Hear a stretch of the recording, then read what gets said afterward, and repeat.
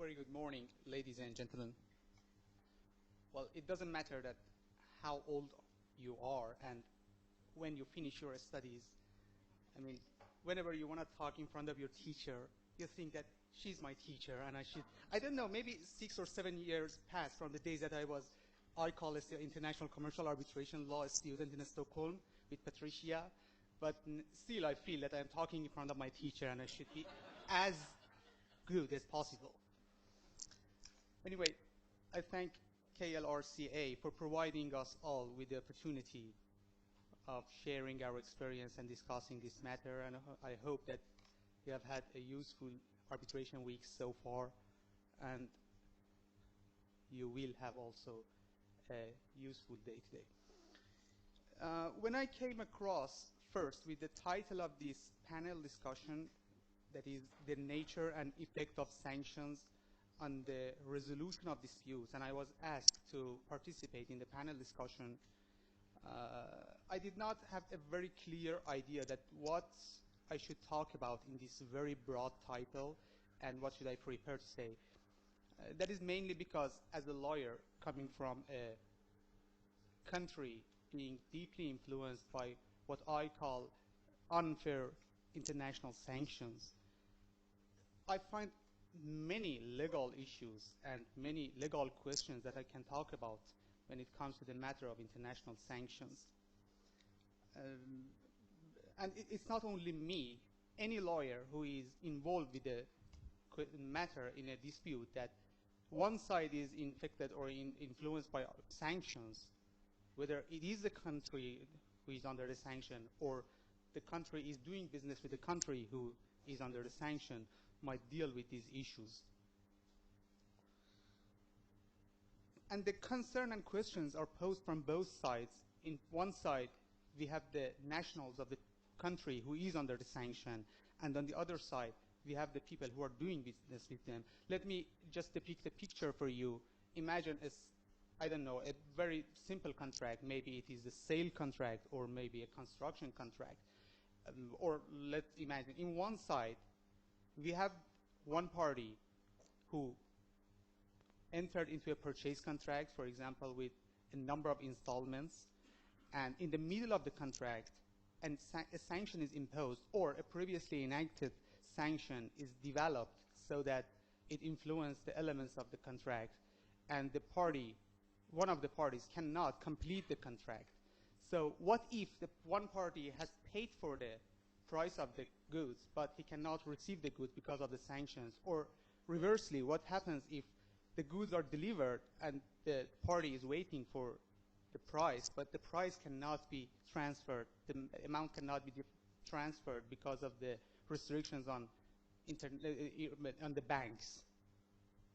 I can also bring you a number of different examples in this regard.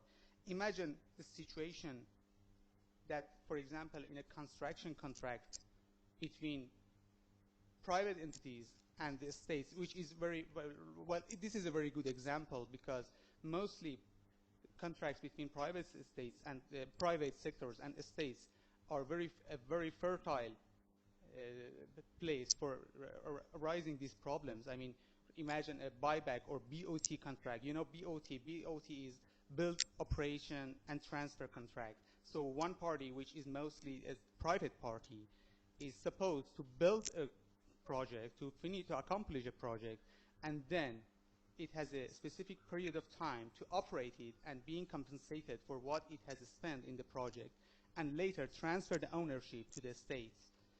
So what if the contractor has completed the project, but before it can being compensated with the cost it has incurred, and a sanction is imposed, and it can no longer operate the project and being compensated?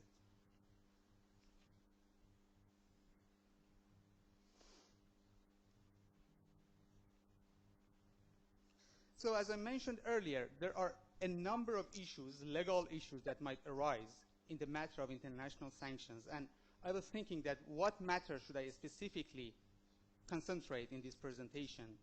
And after all, I came to the conclusion that I answer one very common question that is asked very often from the lawyers who are involved in the sanctions matters. The question that you might have also been asked as lawyers, and that is the question that the question is quite simple and understandable. Are international sanctions a proper basis for force majeure claims or not?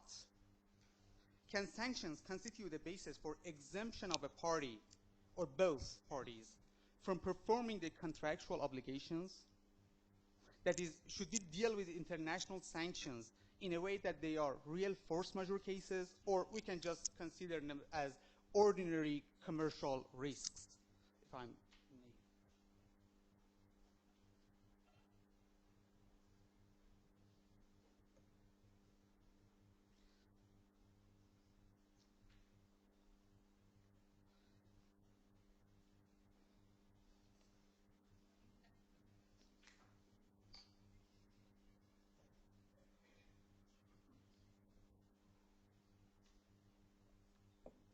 well, the party comes and says, I'm ready to make the payment. I have the money in my hands, and I want to transfer the money. I'm ready to do that, but I can't. I mean, if this is not a force majeure case, I mean, this is all out of my control, out of my hands, and I have nothing to do with these international sanctions. And if this is not a real force majeure case, then what is force majeure? While the question is quite simple and understandable, the answer is not this straightforward. Force majeure is a common clause in contracts that essentially frees parties from liability or obligation when an extraordinary event or circumstance beyond the control of parties, such as war, strike, riot, or what we call acts of God like earthquake, flood, and those stuff, happens and prevent one party or both of them from fulfilling their obligations under the contract. Force majeure events mostly suspend the contract, or if it lasts long, it might bring the contract to the end. So from this perspective, can't we simply put international sanctions under the category of force majeure and say, yes, force majeure is out of the control of parties, and we can, international sanctions is out of the control of the parties, and it can be considered as a force majeure. As a general matter, the scope of protection afforded by the force majeure clause depends on two main considerations. The first is how broadly the force majeure clause of the contract is drafted, and the second is the applicable law of the contract.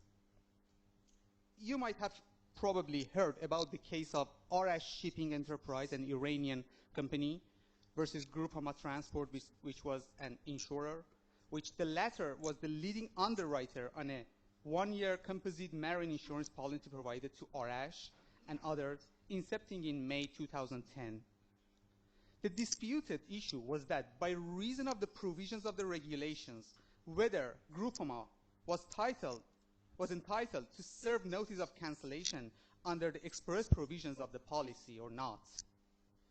According to the regulations, the insurer was entitled to cancel the policy where the assured has exposed or may, in the opinion of the insurer, expose the insurer to the risk of being or becoming subject to any sanction, prohibition, or adverse action in any form whatsoever against Iran by the state of the ship's flags, or by the United Kingdom and or the United States of America and or the European Union and or the United Nations. You see, very broad wording. So the Court of Appeal in England held that an insurance company had validly terminated its marine insurance policy as a result of the introduction of EU regulation imposing sanctions against Iran. The Court of Appeal further held that the clause was wide enough to create for the sanctions imposed by the EU.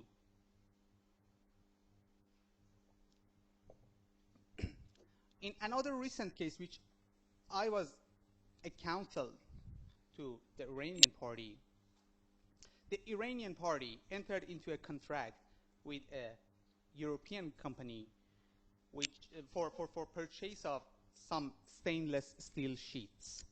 The contract provided that there should be a down payment of 15% of the price of the project as the down payment, and the rest of the price of the project, that is 85%, should be completed by letter of credit, by opening letter of credit.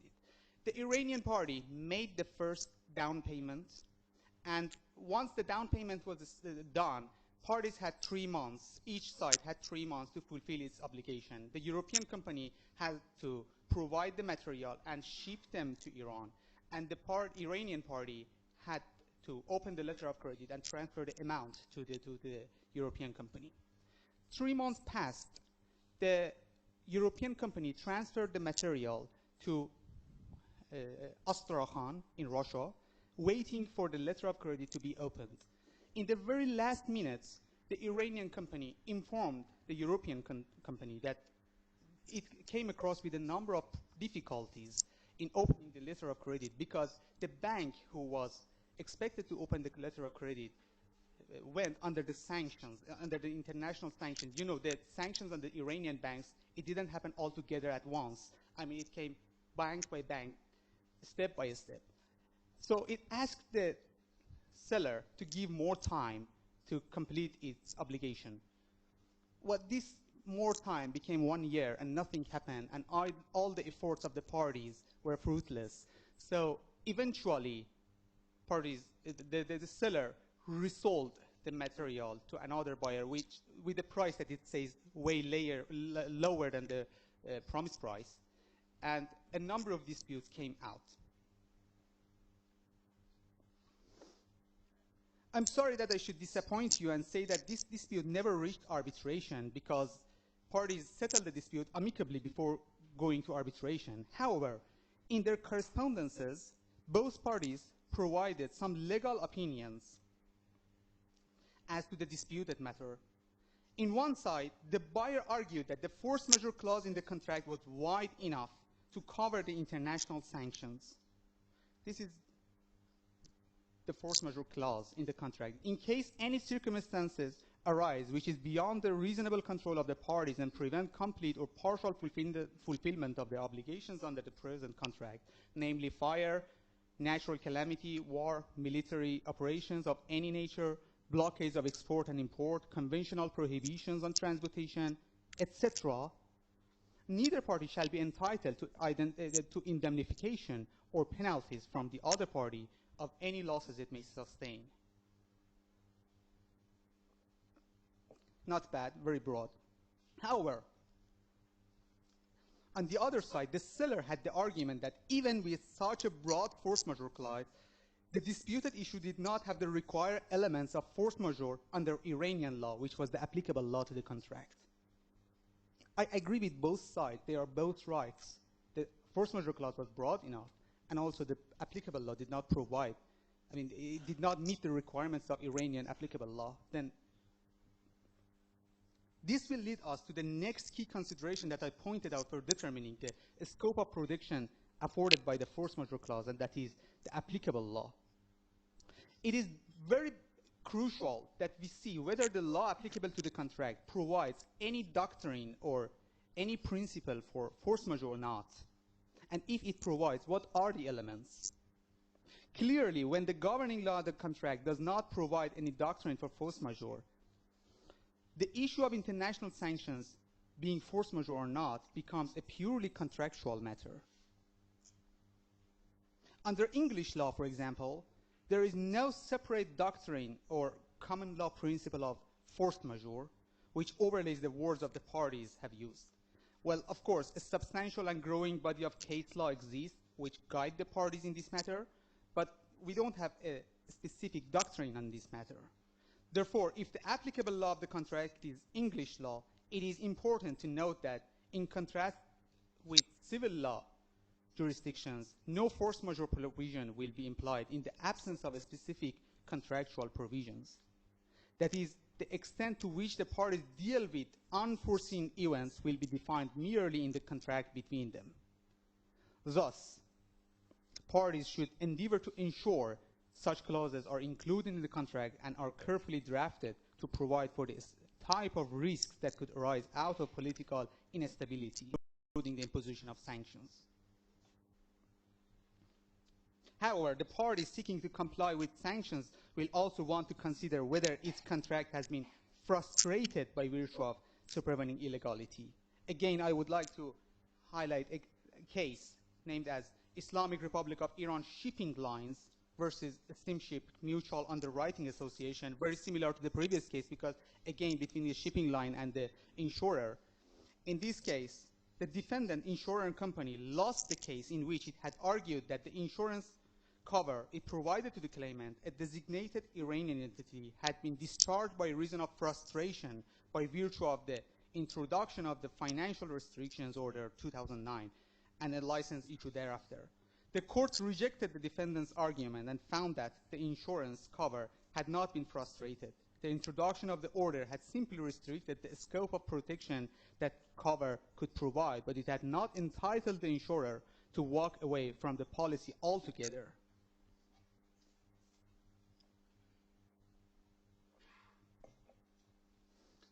I made a little research on different countries' laws, apart from Iran, that I will elaborate shortly.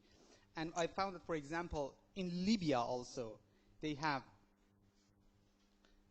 a very strict test for force majeure to see whether the requirements are met or not. The obligation of the, Libya also under the international sanctions, the obligation of the claiming party must be rendered actually and absolutely impossible for the force majeure event to excuse non-performance. If there is any way that a diligent party could have still performed this obligation, then force majeure may be considered inappropriate.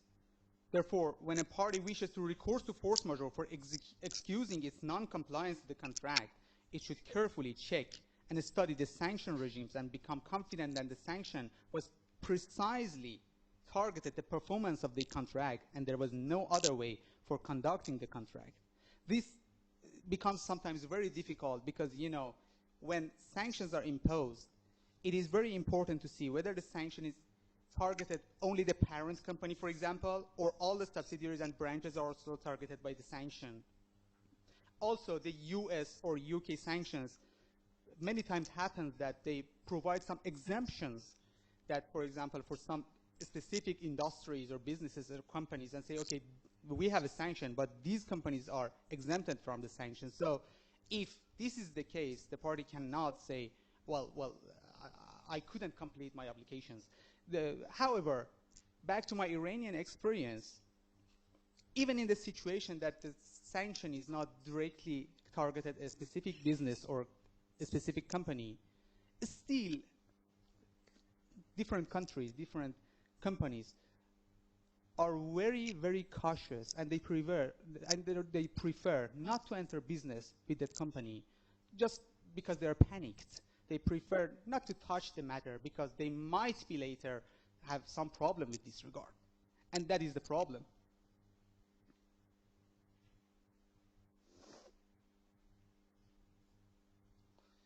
Before turning into Iranian law for elaborating the elements of force majeure, I just briefly explain you that we are experiencing a number of sanctions in Iran. The first is UN sanctions against Iran, which United Nations Security Council has passed a number of resolutions since December 2006 against Iran. We have multinational sanctions against Iran, which European Union sanctions are the most important multinational sanctions against Iran. And we have the national sanctions against Iran. One of the most important national sanctions against Iran include the embargo by US on dealing with Iran, and also a ban on selling aircraft and repair parts to Iranian aviation companies. Back to Iranian law, while the Civil Code of Iran does not expressly mention the doctrine of force majeure, it is considered as a valid claim in the Iranian Civil Code. Article 229 of Iranian Civil Code provides that a party in breach of a contractual obligation would be required to pay compensation only when it cannot be established that the non-performance was as a result of an external cause that cannot be attributed to the non-performing party. Article 227 also states that if a party becomes unable to carry out any duty or obligation due to an event that the affected party cannot avoid, then the party will not be held liable to pay compensation to the other party for any loss or damage. According to Iranian doctrine, for an event to be considered as force majeure, 3 elements shall be established. The first is externality. The event must be beyond the control of the defaulting party and shall not have been caused by its act or omission. In other words, the defaulting party must have nothing to do with the event happening. Well, this is easy to be met. I mean, this is an easy requirement because, well, normally private parties have nothing to do with the international sanctions, so they can easily say, well, it was out of our control. I mean, it was totally external. So the first requirement is met. The second requirement is unpredictability. Well, predictability has been variously construed by different Iranian courts and juries. According to the predominant view, a force majeure event is deemed unforeseeable when it can be shown that it was unexpected and beyond reasonable foresight and skill. If the event could be foreseen, the defaulting party is obligated to have prepared for it.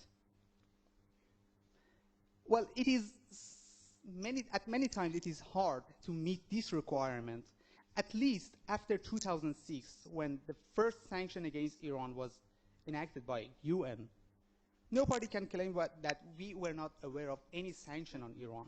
And when the sanctions started to be imposed on Iran, there is always a possibility that they develop or they increase in size. And so no party can say, well, we were not aware. However, if a contract is started before 2006 or 5, let's say, for example, in 2002, as we have some contracts in Iran, long-term contracts, mostly buyback contracts, that they started before 2006, it is a value argument. It is a valid argument to say, well, in 2002, we were no way aware that later, 4 years later, some problems with Iranian nuclear program might arise and some sanctions might be imposed on Iran.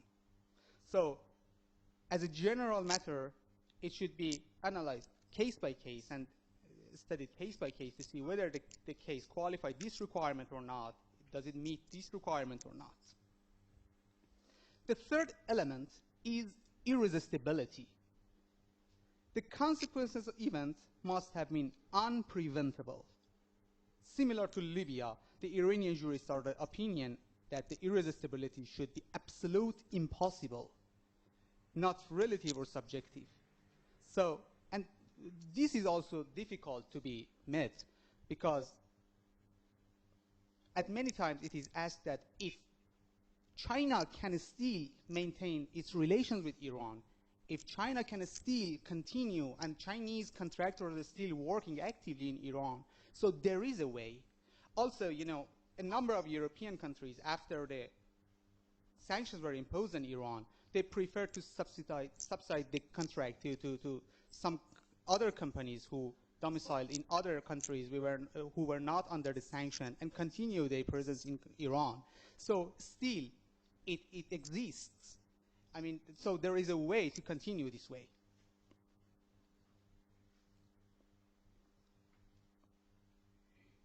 According to the above, the sanctions are less likely to satisfy this element.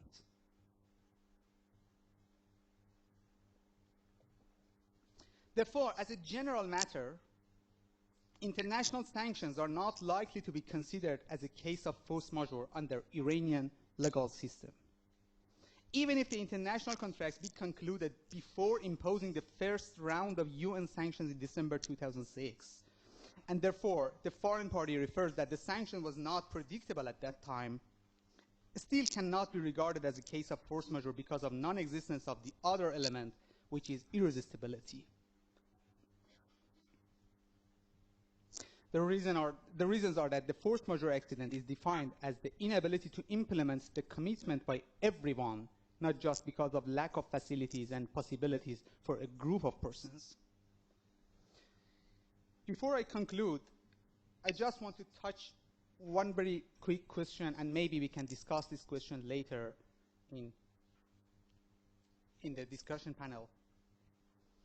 And the question is, what companies can do in the event when sanctions do not directly influence the fulfillment of their obligation, but influence companies indirectly, causing them to breach their duties under the contract? I give an example. Pursuant to sanctions imposed on Iran, the import of equipment used in the oil sector is prohibited. Well, oil sector requires pipes and pumps. And pipes and pumps are also used in other industries, not only in oil sector. But during custom clearances, they fall within the same category. The custom authority of the exporting country puts on hold all the goods falling within such category just to examine where they are going, until the exporter provides documents, consent from the relevant authorities, and proof of purpose for the goods being exported. Therefore, the seller or supplier cannot fulfill its obligation at the right time, and it has to fall in the breach of the contract. So in this case, again, should we consider the force majeure issue or not? This is another issue. The supplier is obliged to deliver goods which fall in such category but are not intended for the oil sector. The goods will still be put on hold by the custom authority. Such suspension can last for a month or even longer. Consequently, the company is still able to deliver goods, but most probably will be breaching the delivery timeframes and will be liable for such delay. If I may, I conclude my talk here, and I thank you for your attention.